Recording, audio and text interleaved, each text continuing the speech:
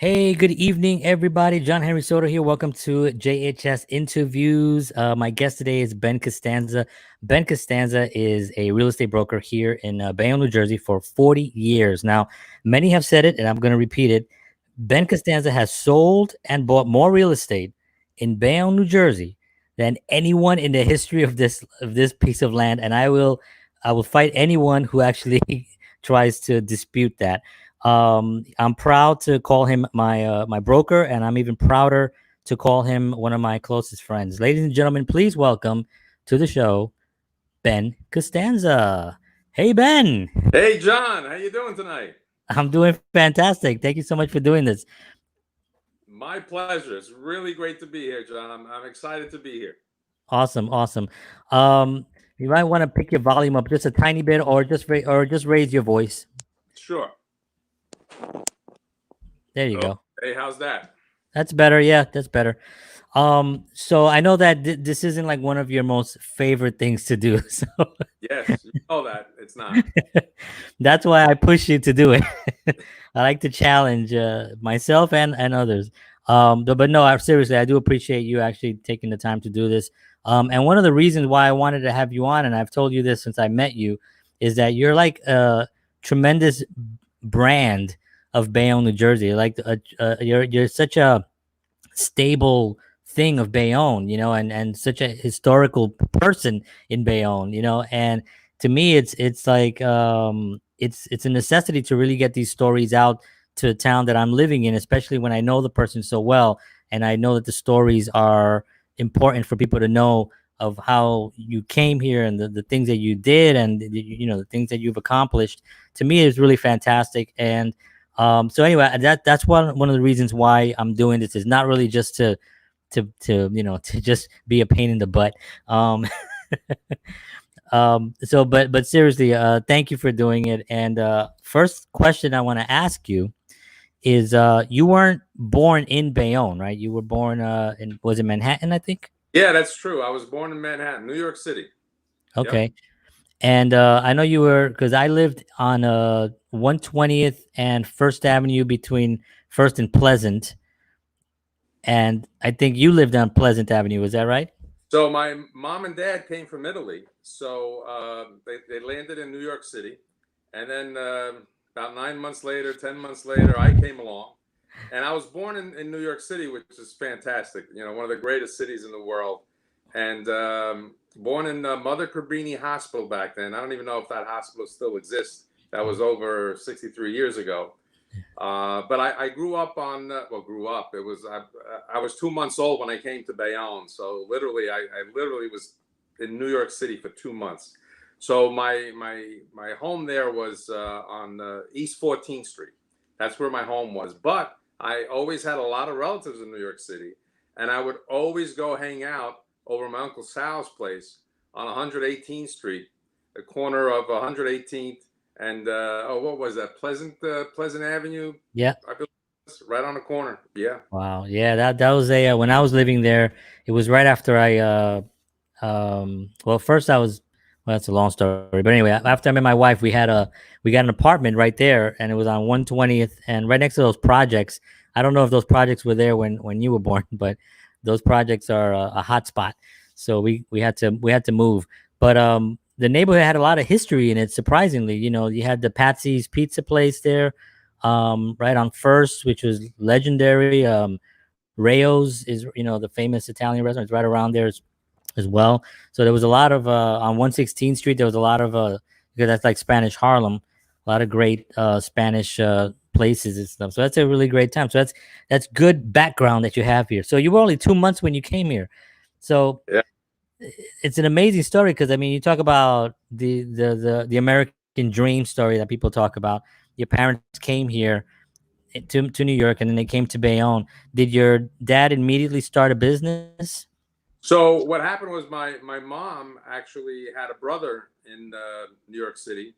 So that was immediately after World War II. So they were on a list to come here.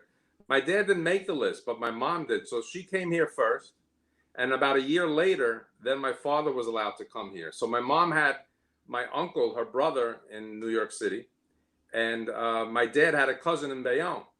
So my mom had set up, she got the apartment, she worked for a factory, she was a seamstress, she was a very good tailor. And then my father came and said, I'm going over my cousins, we're going to Bayonne. So we went to Bayonne. He was in charge, he was the boss, especially back in 1956. So she goes, what? We're in the New York City, the world's best city in the in the whole world, and you want me to leave and go where? Bayonne? Where's Bayonne?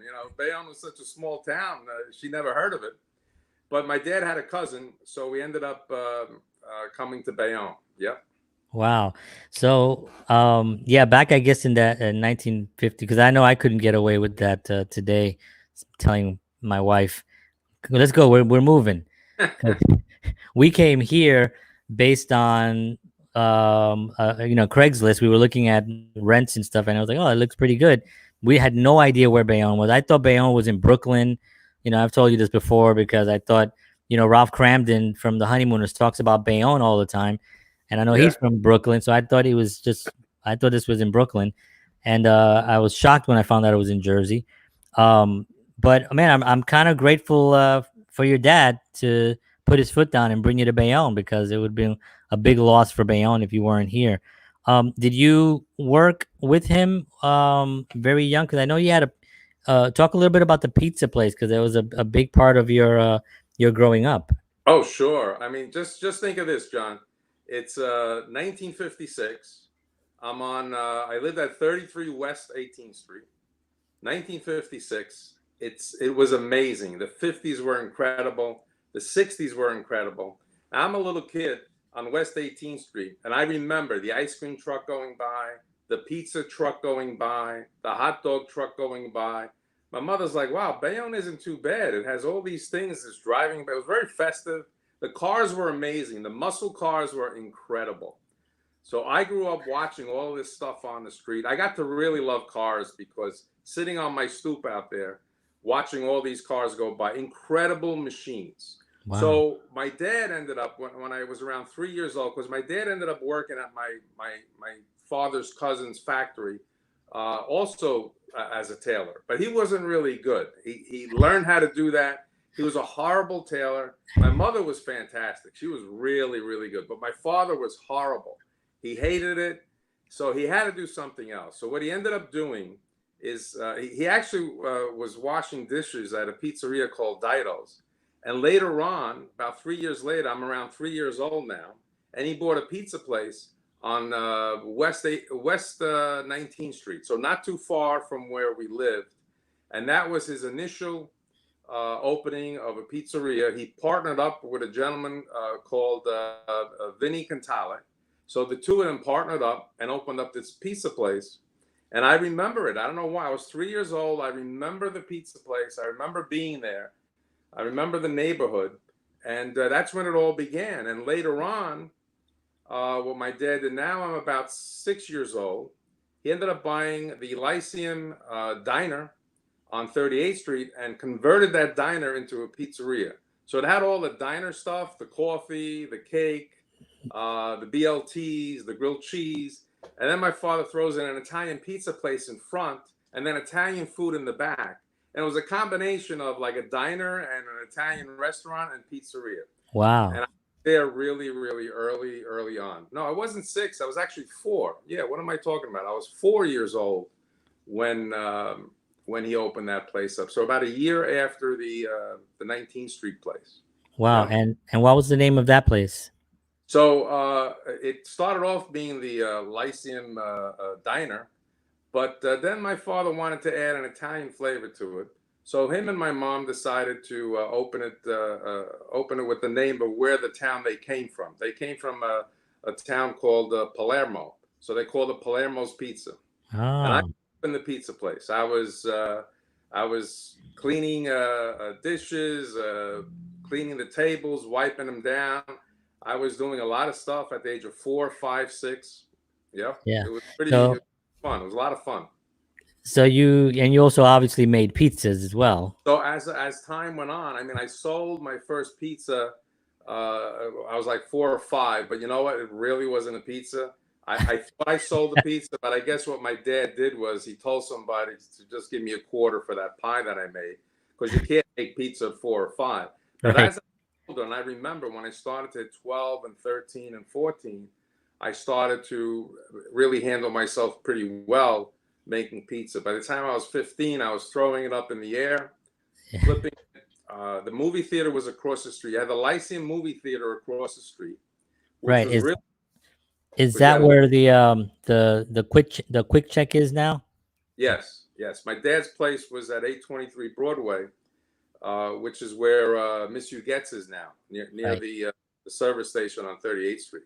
So I spent a lifetime there. I really did, through grammar school, through high school, and I wasn't allowed to go away to college. I mean, I couldn't go away. I had to go within the vicinity so that I can still keep my job making pizzas. So I went to St. John's in Staten Island, and every night, every weekend, I was there twirling pizzas. Yeah, so I had Wow. a double life. I had a college life, and then I ran back to Bayonne to make pizzas every night, which Yeah. was cool. Yeah, it is cool. And it's unfortunate that, and I mean, they are out there. There are kids out there that are doing it. As a matter of fact, I can think of a couple of them in our office that did that went to school and worked in the office and really did kind of what those things that you're talking about. Because I think a lot of young people think that they have to kind of just focus on one thing, and they don't want to work. They just want to go to school, or they don't want to go to school. They just want to work. And doing both is really where you really learn how to be extra productive, where you're not making excuses about getting stuff done. And I think Maria from our office, I think, is a perfect example of that. She just graduated and she worked. She was in the office doing working I don't know how many hours, but she was amazing doing the back and forth work. Oh The yeah, discipline. it was a great experience to see so many people on a daily basis. So just picture me, John. I'm 5 years old, right? I'm born here in America. I don't speak English. Okay, my parents speak to me in Italian. I go to school. I get thrown out of kindergarten. They don't know what to do with me. I don't understand them. They didn't understand me. Who gets thrown out of kindergarten? Out of kidnap. So I go back the following year with my dad. My dad's like, "You're going to take him now?" I still don't speak English. So my dad's like, "Look, you got to teach him. I can't teach him because dad didn't speak English." He's like, "You got to teach him English." So I go from kid. They're like, "All right, he's got to go back to kindergarten." My father says, "No, no. He was here last year for kindergarten. He's going to first grade now. He's not missing a year." So I go to first grade. I still don't know what's going on, but little by little, I managed to grasp the language during that year, and there you have it. And I Wow. graduated from Horace Mann, which was right across the street, across the Yeah. side. Graduated in 1970. From after that, I went to Marist High School. Graduated there in '74, and then I went to St. John's in Staten Island. So Wow. great experience making That's pizza all through that experience. that's unbelievable. I mean, I've seen you recently. I've seen you throw the pizzas up, at different events and different parties and stuff. So Yeah, it's really it was. I didn't know. Like I came in and I saw you once. Where were you? I can't remember where it was. I think it was at San Vito's, yeah, and yeah, I just yeah. saw you behind there. I'll And I'm like, sometimes what is go. he doing back there? I'm like, Yeah, and you're I'll throwing pizzas up. exactly. I'll sometimes go to a pizza place, order a pie, and ask them if I can make it. Right. And and then while I'm there, I'll make maybe 5 or 10 just because it feels good. Yeah. And I'm a little rusty. It takes a little while. I got to make like 2 or 3 before I get the hang of it again. Yeah, well, it is a skill. I mean, people don't realize that it's not just pressing the dough. It's a whole skill of making it round and all that stuff. Um, so we have Christopher Flip Taylor is saying Ben was a good basketball coach as Oh, well. hey, Chris. Wow. Remember? Yeah. No. Listen, Chris was incredible. Okay, I was faking it, but I enjoyed myself. I really did. It was great. I coached when my kids were in St. Vincent's. Actually, all 4 of my kids I did. We had a lot of teams, and it was a lot of fun coaching all of them. We got city champs a few times, which was really nice. Yeah, I was Yeah. really into it. I was horrible though. I I was. It was just. It was exciting. I got along with the kids. I had incredible plays. really funny names, and the kids were just terrific. And we did pretty well, we really did. We did Yeah. pretty well. It was a lot of fun. You know Chris, that. that's where I first met Chris. He was Yeah. perfect. Hmm. Yeah, it's so great because I mean, you're so involved in the community in so many different ways. You know what I mean, and that's why I've always respected about you, where you're not, we're gonna go into real estate in a little bit, but you know, you have this tremendous career in real estate. But when I talk to you, you have the pizzas, you went to college, you went to school, you coach teams, you got 4 kids, you know what I mean? It's during that whole time you had this whole all this great stuff. So it's really awesome. Um did you, when you had your kids, were how when did that transition happen? Like, you had your kids, you went from the pizza to college, and then at some point you had to tell your dad you didn't want to make pizzas, right? Because I mean, you're not making Well, them today. okay. So I'm in high school now, and I'm ready to graduate.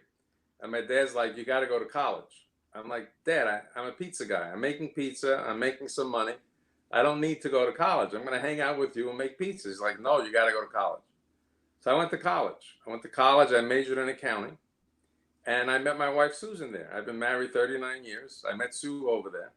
Wow. So, I wanted to marry her.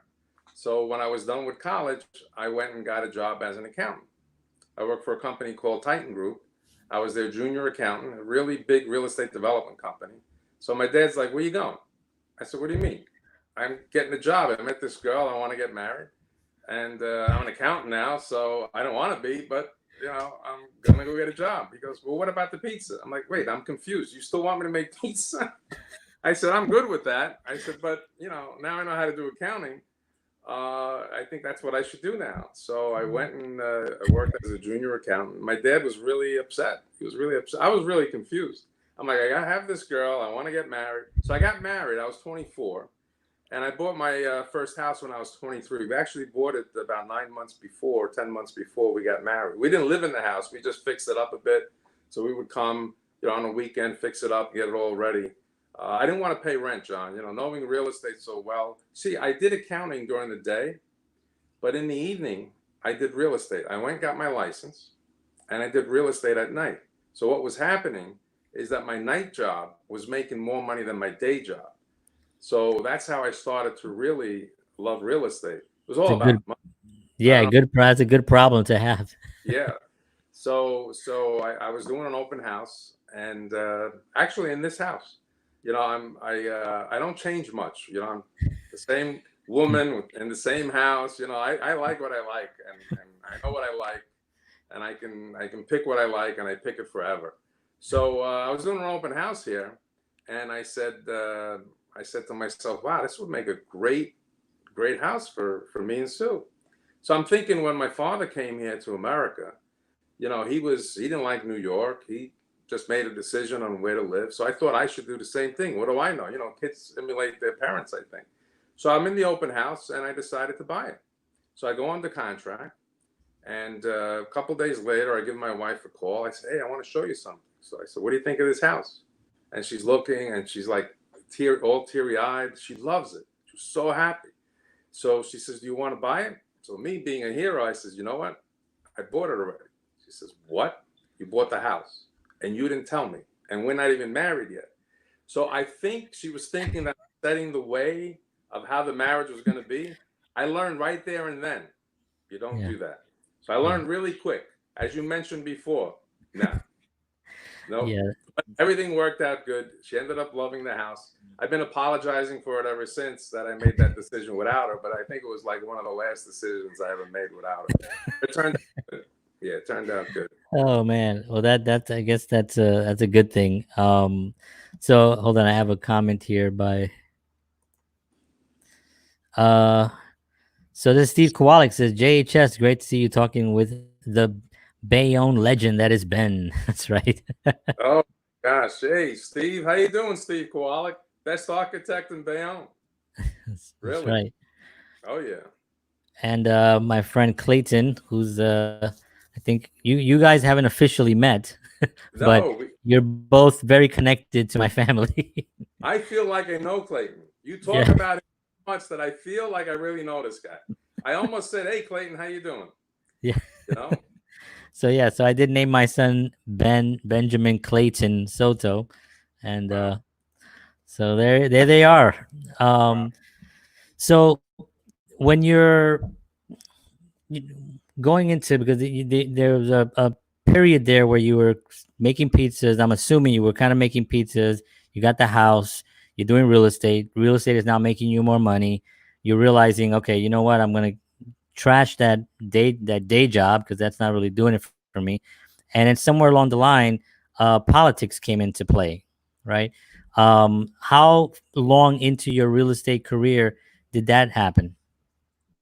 So the way that came about was I'm doing accounting with Titan Group, and my dad calls me, and he calls me in the morning, in the afternoon. I'm working, and he's asking me questions. Did I order the pizza sauce? Is the cheese coming? Because I still would work with him part time after work. But that was a real job where I had to get in there early in the morning. I Yeah. had to be on the highway, 6:30. By the time I got home, it was like 7:30, 8 o'clock at night. But I still tried to help Dad with the pizza place.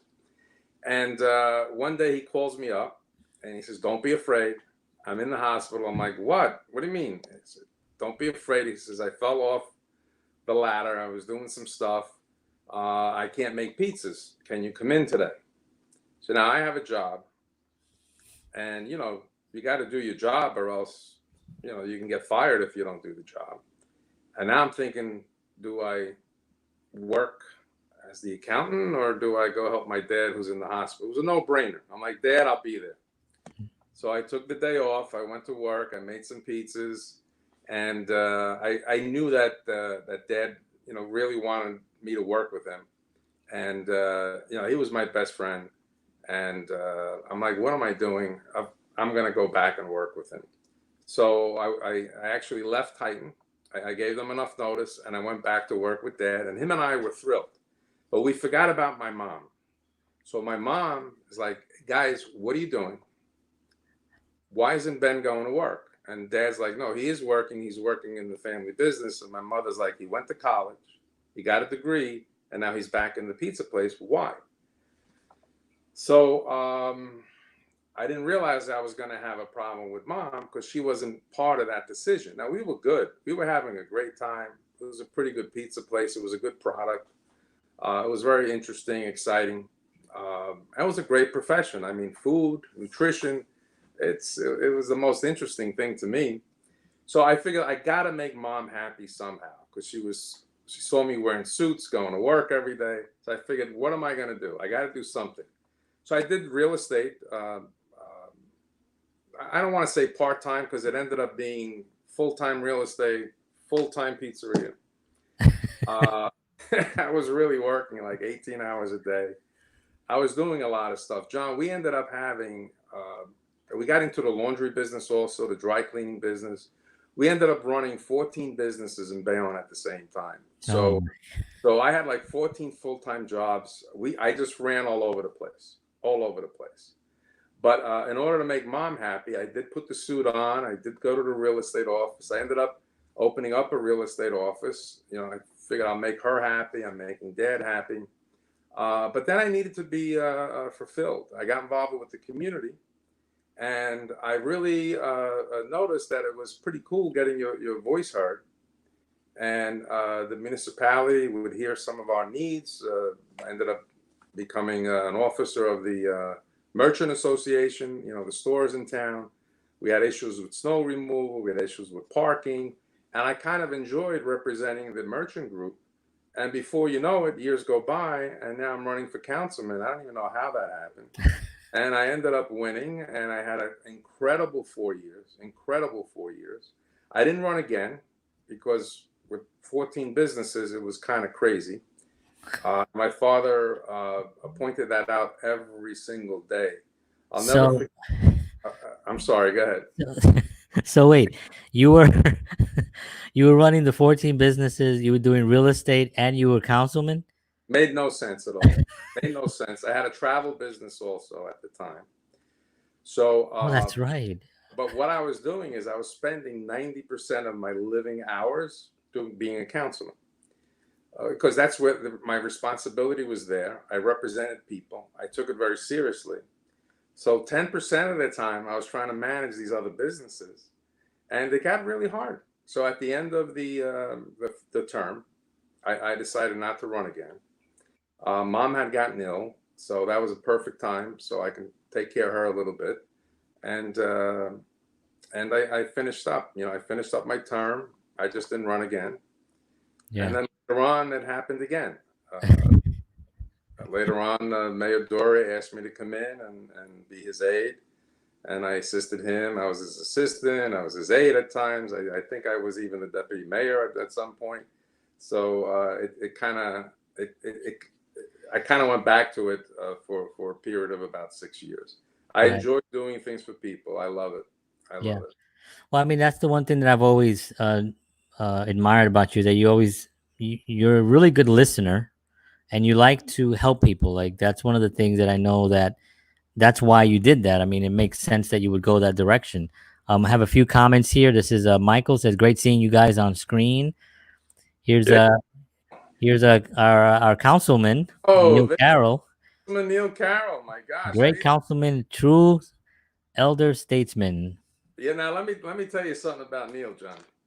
I was the youngest councilman that ever ran and won. I held that record for many years. Neil is now the youngest councilman ever in the history of town. Yep. Really, he He broke the record. broke the record, and boy, having him break the record really didn't bother me at all. That I lost, that title for so many years. Losing it to Neil is really a win-win, because it couldn't have been a better guy. Yeah, Neil is great. I was very involved in that campaign as well, and it was, when I really believe in somebody, I'll throw all my whatever I have. I'm gonna, support somebody when I really believe in that person. And Neil was definitely that. He also really trusted me. Not to get off topic here, but he also trusted me, and I think that that's one of the things that I get from you. Like, you trust me when I'm saying we should do something. You trust that I'm not just saying that for any selfish reason. I'm really sincerely think this would be the best course of action. And Neil did the same thing. He did trust me, so that was really awesome, and I'm really happy for him and his family. Uh, Yeah. What's Ben's thoughts on the real estate scene? But, oh yeah, we're gonna talk about that for sure. You were gonna say something about the Neil? I was happy to see Mike pop up. Mike is probably one of the best artists in town in Bayonne. He's a great Yeah. photographer, great video guy. I mean, he's amazing. I've seen some of his work, so I'm glad to see he's watching tonight. Yeah, he's a great guy, really great guy. So let's talk a little bit about real estate, since somebody posed a question on in that area. Now, obviously, we were hit with this craziness, and it put a stop to everything. But let's go back before that a little bit. You had, during your real estate boom, let's call it, right? You had, how many offices did you have in Bayonne? Because I know that some companies, it's your own company, but some companies don't allow you to open certain real estate offices. I guess it's a franchise, right? They Right. don't let you open them next to each other or certain. But you Yeah. seem like you had them like all across town. Yeah. So for the first 20 years, practically, I was an independent, and then I got talked into opening up a franchise. So the largest real estate company in the world, a sales company in the world, which was Century 21, and I think still holds the record. They've asked me to be their franchisee. So I jumped on the opportunity. They're a fantastic company worldwide. So I became a franchisee. A franchisee. I ended up being a model office for them. We kind of followed everything that they wanted us to do. We followed it really well, and then we became a model office, which is amazing, because I was kind of new at being in the franchisee business.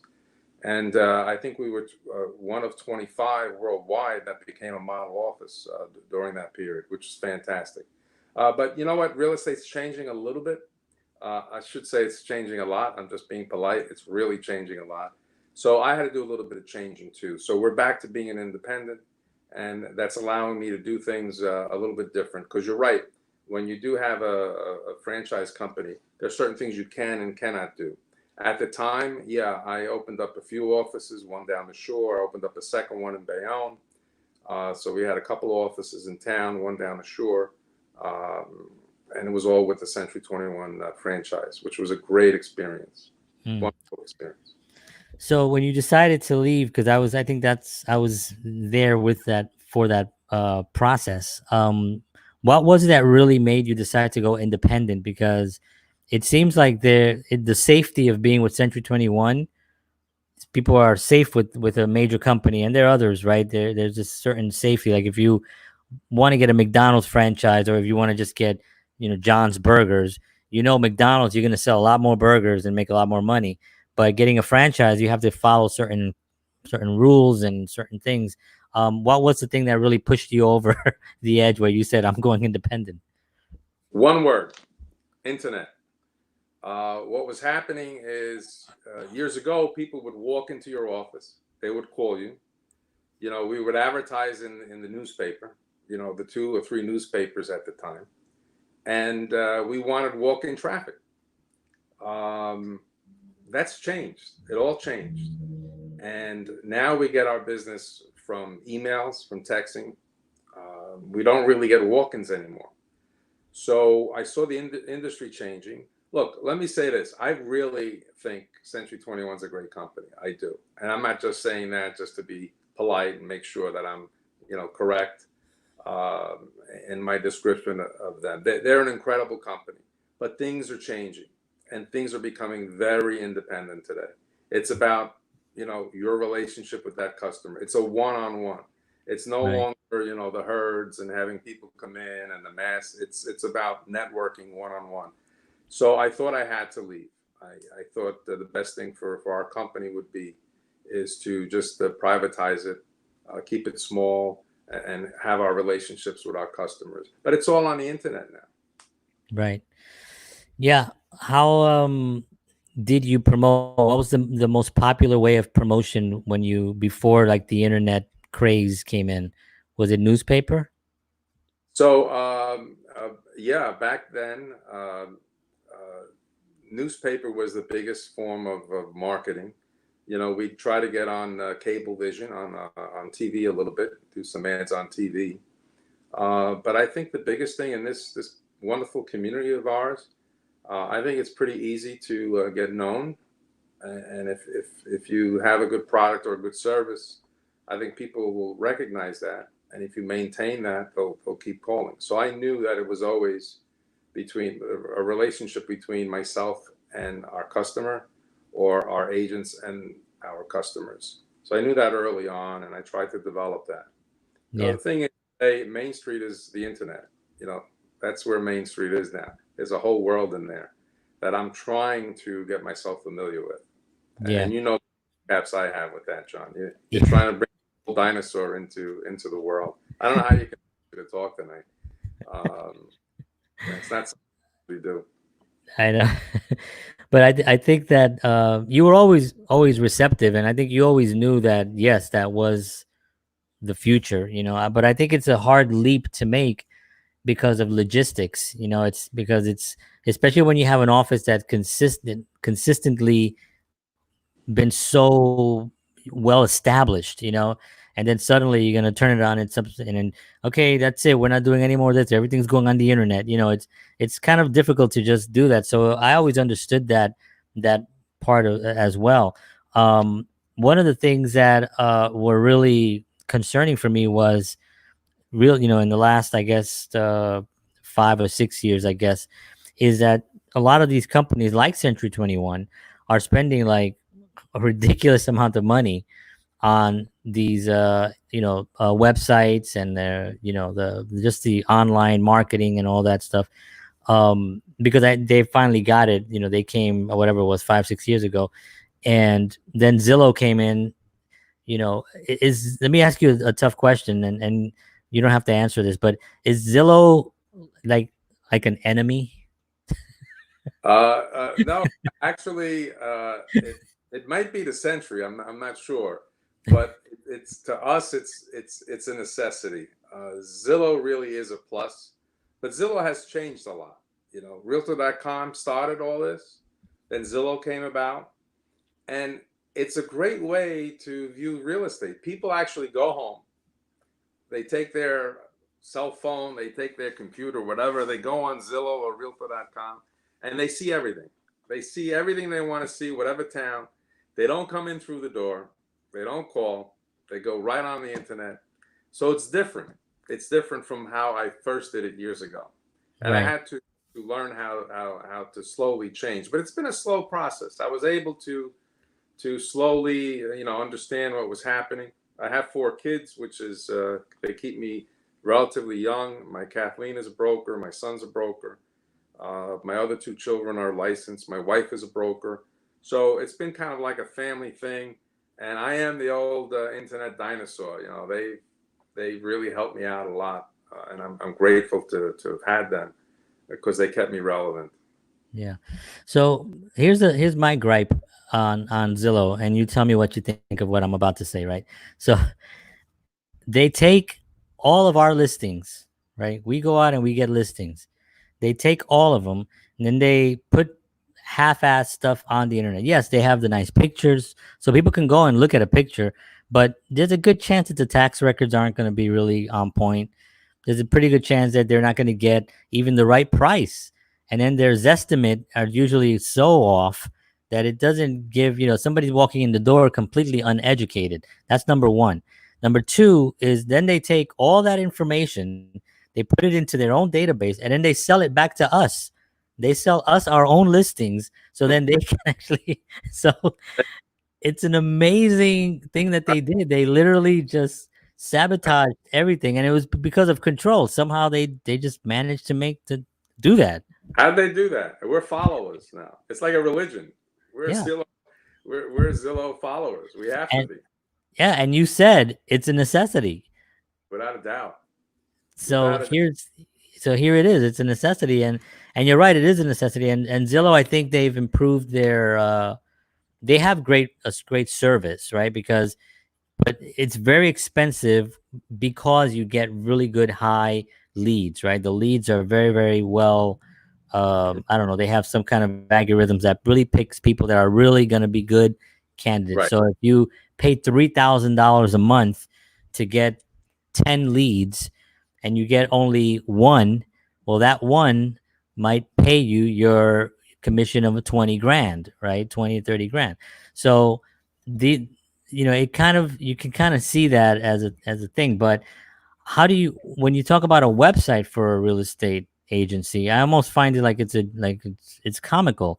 And in a way it's kind of like an actor, because an actor could have a website and nobody's going to go and type in the actor's name to go see they're going to type in actors in New York, or they're going to type in whatever they're looking for, right? It's the same thing with a website for a company, for a small company, where nobody's going to go in and type in Costanza unless they already know you because they're from Bayonne. They're going to type in real estate Bayonne, and when you see what pops up is only the big four, right? The Keller Williams, Century 21, and a few others that are popular. And we're on the first page if you're talking about real estate in Bayonne. But it do you think that websites have to kind of like structure a different way? Like it has to be a I mean, I know that you're not so familiar with the web. I mean, you are, but at the same time, I know you have your thing about that. But what do you think about that? Well, websites have changed. They're also a necessity, but it's not like it used to be. Century 21 had an amazing website, amazing. And we wanted to be a franchisee so that we can take advantage of that incredible website that they were almost in every city throughout the country. Well, people don't go on websites anymore. I mean, a website is like, let's just check out let's Google John Henry Soto. Let's see what comes up. They Google instead of going to your website. I think it's something you have to have, but Right. it's just one thing of the many things that you have to have. I think years ago it was you need that web. It was like three things you need, and website is one of them. Now the website is like one of maybe 20 things that you need. It's not as important, but I think you have to have it. Right.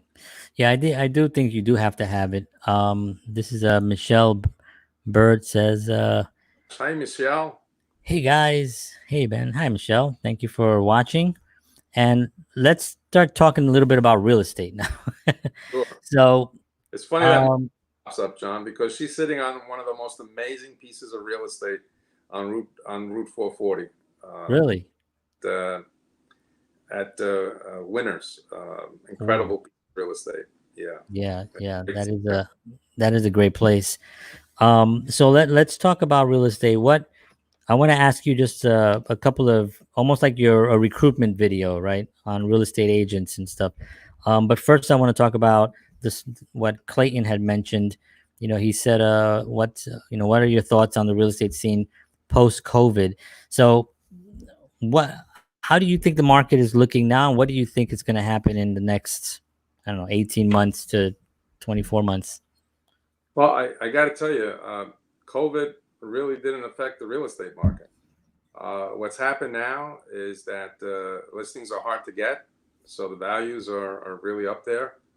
I think it's a great time to sell because there's more customers than homes than sellers.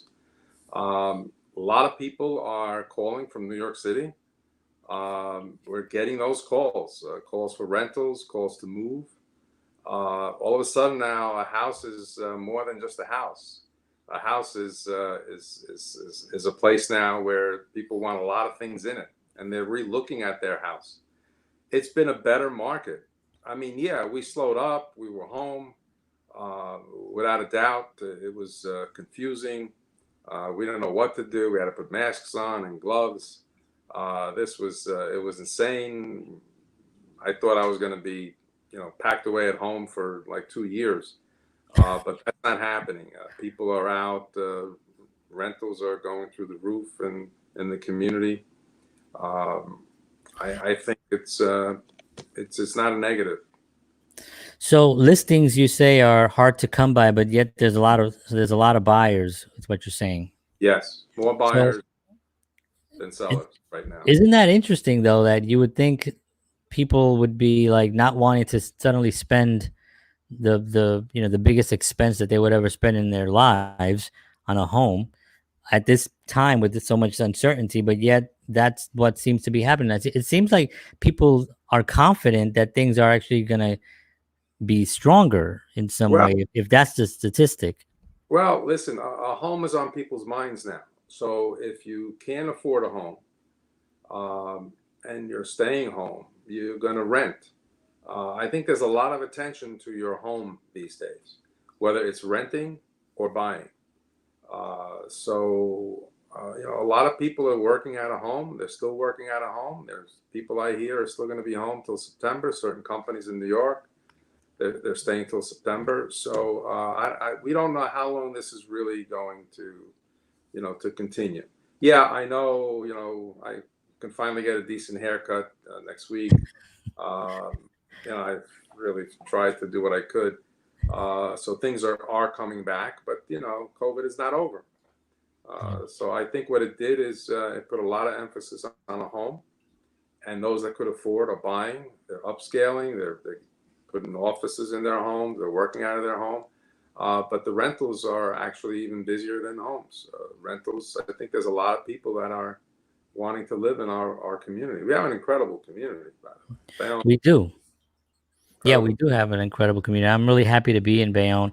Um, it's amazing because New York, is one of the things that we've always talked about, targeting New York, and now it just seems like they're targeting us now because Mhm. they're just coming in because of what's currently happening in New York City.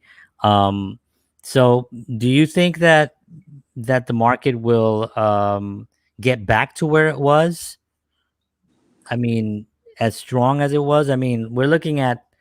I mean, I don't think it's gotten as strong from 2008. You know, what I mean, I don't think it's even reached because in 2006, 2005, seven, things were pretty popping from what I heard. You know, I mean, mortgages were being handed out in paper bags. You just draw. It was just drive by. They hand you a bag of money. You just go buy your house.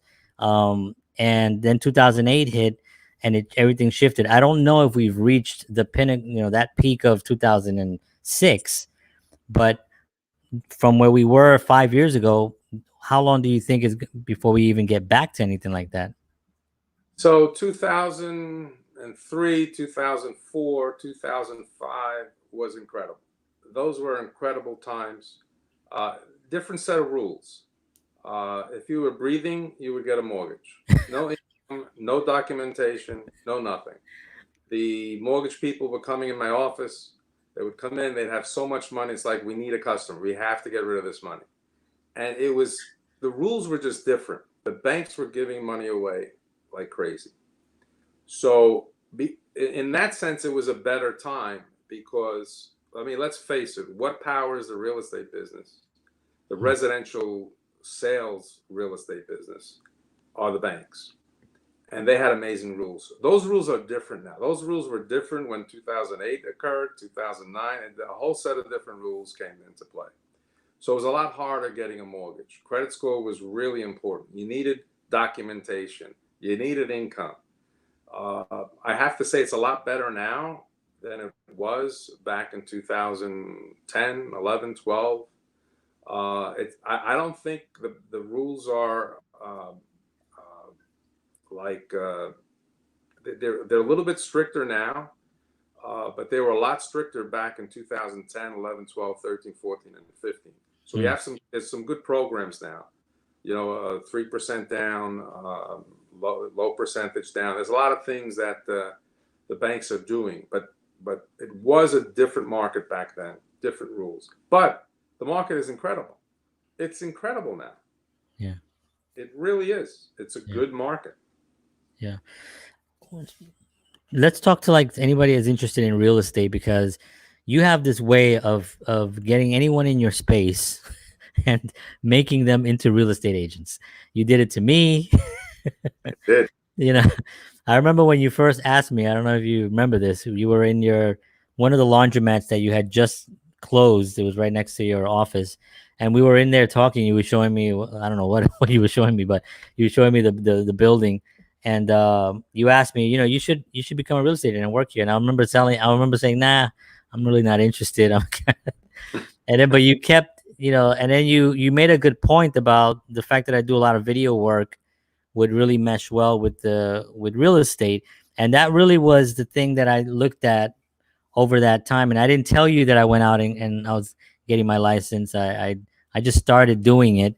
And I remember when I told you, I got my real estate license, that you almost fell out of your chair. And but I do want to actually thank you for that, because I think it was one of the best I was gonna say mistake. It was one of the best things that I've ever done, and not a mistake. At the time I thought it might be a mistake, but I thought, what, let me just try this. But it turned out to be one of the greatest decisions of my life. So I want to thank you for pushing me in that direction. One of my proudest moments that I converted you into an agent. That was awesome. I was so happy. Yeah, I remember that. You were like, I think I saw tears. I think I actually saw tears. Without a doubt.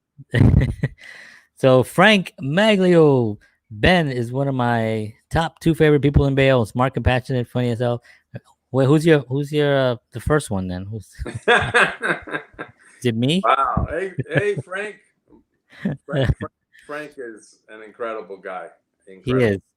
And he actually, I met Frank officially in real estate school when I was getting that. And when we graduated and we both got licensed, he was actually on his way to another place that we won't mention.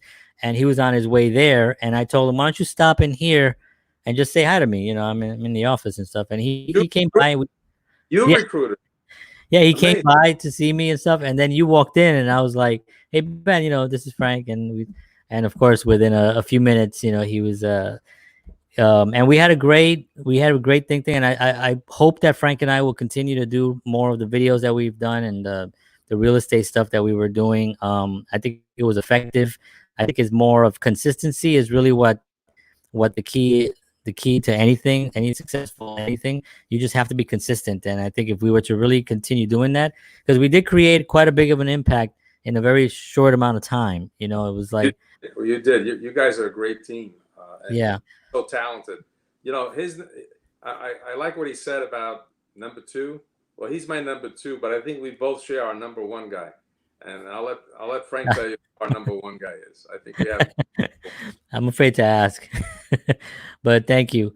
Um, so let's talk to like a young real estate person, or not a young, because I wasn't necessarily young, but let's talk to anybody that's interested in real estate. What's one of the first things that they should start doing? Because realistically, it's one of those jobs that is incredibly fun. You have to be very disciplined. You got to do all the things that you have to do in the morning when you're not getting a check right there, but you have to still get up and you work, and you have to manage your money. Whatever comes in has to be budgeted. Make sure that you have enough for all. So there's a lot of discipline that goes into it, which I know there are a lot of people out there that are very disciplined, especially during COVID, because right now people are home and they're like, oh shit, I better start budgeting. I better start making sure I got enough money for all this stuff. So, That's what's one of the first things that you should? Oh, before you answer that question, Oh, gee. somebody wants to say hello. There's my broker. All Hey, right. Kat. Hey, Let me Kat. tell you, I've been Thank you. learning things from Kathleen the last couple of years. She's taught Oh me a yeah. lot of stuff in real estate. Oh Amazing. yeah. Yeah. She just knows real estate. You know what I mean? It's Yeah. like and she'll be like, oh yeah, that's because this and this and this, and then because and I'm just like, blah. So she's definitely. I remember bringing her all over the place, bringing her to homes, bringing her to condos, commercial. And I didn't realize she was absorbing it all because she's playing. She's got her dolls running around. And it's like, wow. Wow. Yeah, she got it. She got it. So somebody who's interested in real estate, what's one of the first things they should do? Well, it's a personal thing. It's a very personal thing, real estate. You have to, like, I don't know if you're going to like it. If you like it, you're going to do fantastic. You see, for me, there's 3 licenses that are really, really important in my life. 3 licenses: my driver's license, my marriage license, and my real estate license. Now, some people may not like to drive. Some people may not like to be married. Some people may not like real estate. I love real estate.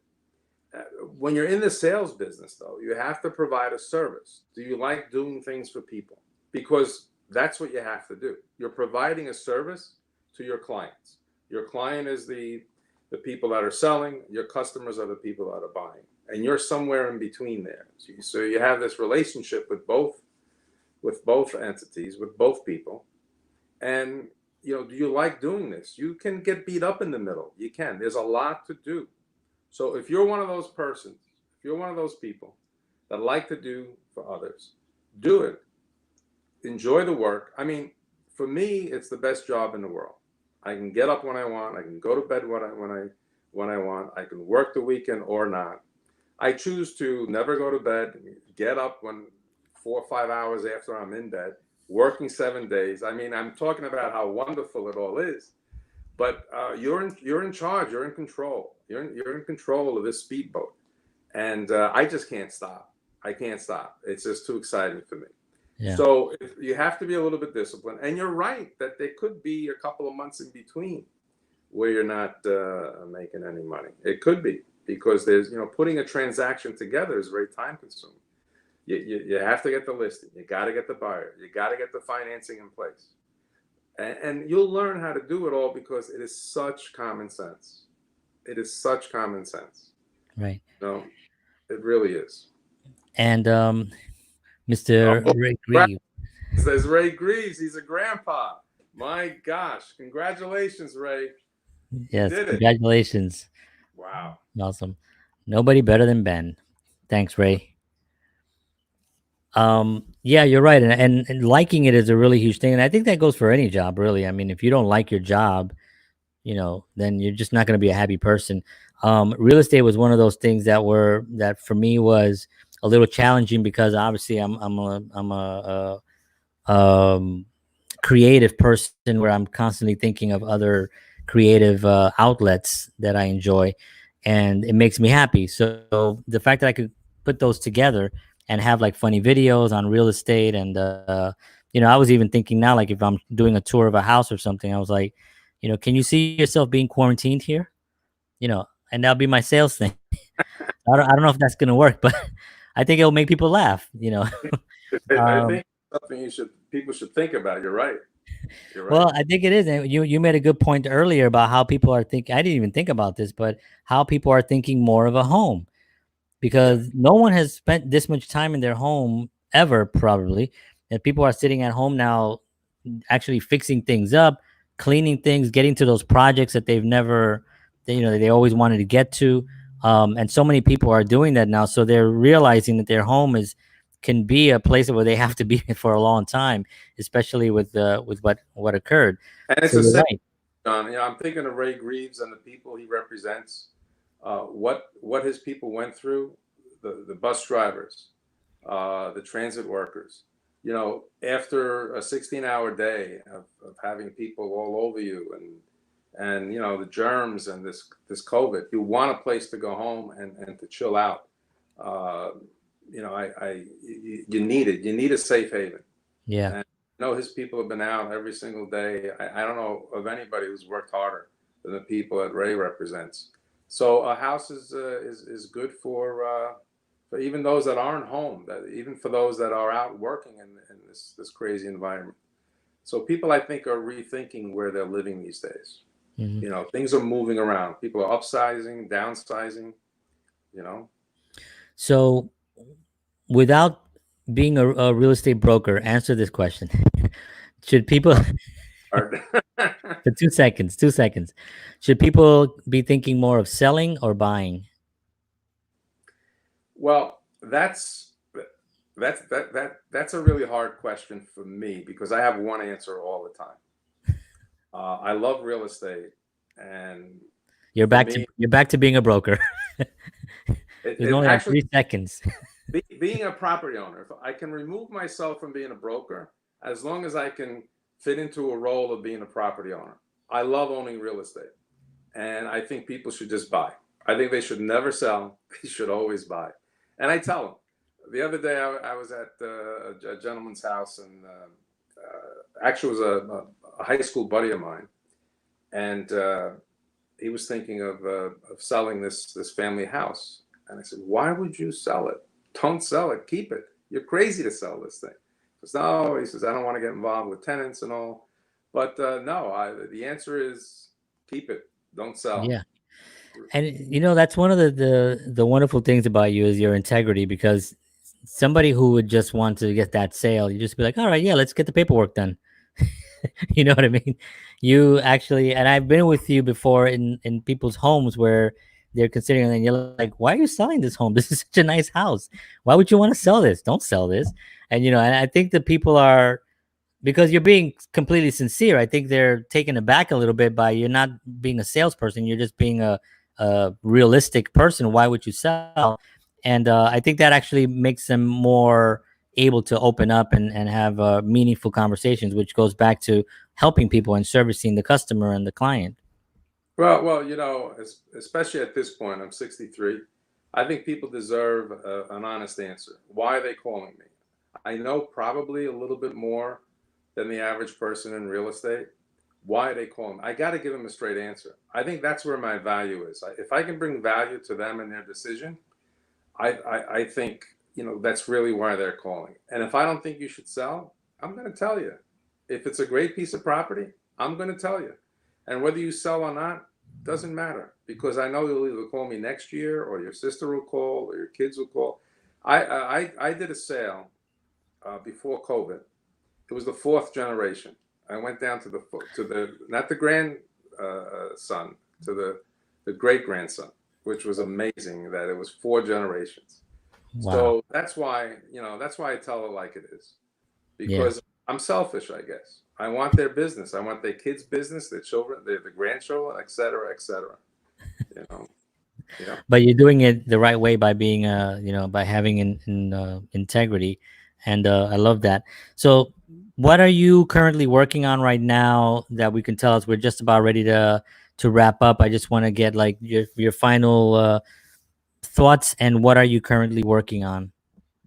So the the most interesting thing that I'm working on now is that we purchased I think a famous Bayonne store. We purchased Petritas hot dogs on 25th Street, and it is an incredible location. And with all that's going on in our community, all of these amazing buildings with pools and terraces, so much going on. Rentals are going through the roof. There's thousands and thousands and thousands of apartments being built.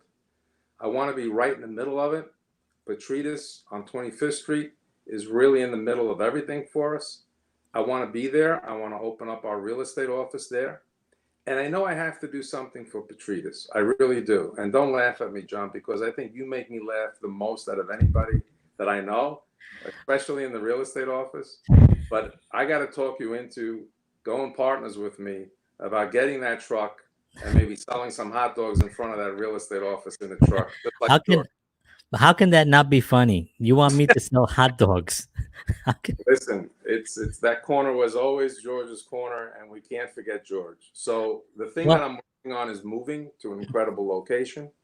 We'll be getting out of there, our old location, June 30th, and whether the place is done or not, we're going to be on 25th Street. And it's a great time now because still half of our people are still home. I can't get them into the office, John. I can't. They love being home. They're yeah, making their appointments during the day. I see them through Zoom. Something's happening here, and I don't yeah. know. I don't know if we're ever going to get back to what we were used to because something new is going on here. It's Yeah. all about these Zoom meetings. Well, I think people also realize that they can be effective not going into an actual physical location. It's happening all over New York. Yeah. People are like more productive at home because, they're in their pajamas and they're just on their computer working. They can go to the kitchen, make their own food. They don't spend money on transportation. They don't spend money on food if they eat out. They don't have to take time getting dressed. All that stuff is taken out of the equation. So that's all time they can spend on production. And it's just been an incredible time. You have to have disciplined people, but so is this the first time that you're announcing that publicly about 25th Street? Don, you're making me do things that I don't know how or why I do them, but I guess I just did, didn't I? I just I didn't had no idea you were gonna go there because obviously I knew that, but Mhm. I didn't know you were gonna. I thought you were gonna talk about a property deal that you're working on, but You did say the most interesting and exciting. So it that to is, me it is is, the most exciting thing that I'm working on right now. And it is. yes, I let the cat out of the bag, but I'm happy to. It doesn't matter. Yeah, I do want to make a big bang when I get down there. But during this period where half the people in our office are in their pajamas working out at home, I just can't figure out how to do that yet. But we will. So we'll right. have, maybe we'll have a grand opening next year or something. I don't know. But Yeah. I'm happy to go down, and I'm really excited to be down there. You That's know. gonna be great. I'm really excited about that. Yep. Um, Poor restaurants. Oh, yeah. I had somebody here who's saying, "Oh, Maria's saying that's Bayonne hot corner." That's right. Hey, Maria. Hey, guys. Yeah, definitely, definitely. It's a great Yeah. corner. Thank you, So Ray. it's good luck. I don't know if I'm allowed to respond, but I see these pictures of some of my friends there, and I'm just jabbering away, John. I hope. Yeah, I no, hope. respond. Okay. It's all good. Um, Yeah. Frank Thank. said I didn't know he was going to say it out loud. John made me do it. Oh man, but anyway, I know that there's. For now, let's just keep it between all of us. Okay. Say it again. I'm sorry. Let's keep it between all of us for now. Let's Yeah, keep it. exactly. All like the 25 people that were here. Um, so Ben, I want to thank you for spending time with us and giving us some insight on your life and also real estate and the future. It looks really, really bright. I'm really excited. You know, I'm excited, even though it's further away from me, because now I'm so close to to your current office. I'm still super excited that we're gonna get this new spot. So, Ben, thank you so much for taking the time and spending with us. Please come back again, maybe like as we get opening up and stuff, and you see how things going. You come in and we'll talk again about how that whole process is going and stuff. Sure. So yeah, so thank you so much for being with us. Don't go Thank anywhere. Don't hang up. Don't hang Okay. up. I'm gonna be right with you. Okay. Thank you, Okay. Ben. All right. So that was Ben Costanza. Super excited. Very, very happy that he was here. And see, the time goes by with an hour and 5 minutes. You know, it's like, and we could have gone on. Really, we could have really gone on because there's just so much stuff to cover. You know. But anyway, he will be back. I want to thank everybody for tuning in. If you like these interviews, please remember, hit the subscribe button, like button, and share it, and hit the little bell so it'll remind you next time you're there. Thank you, everybody that tuned in. I appreciate you guys. Appreciate your questions. And I will see you all tomorrow night for Music Makers at 9:30 p.m. And have a wonderful night. And as always, peace.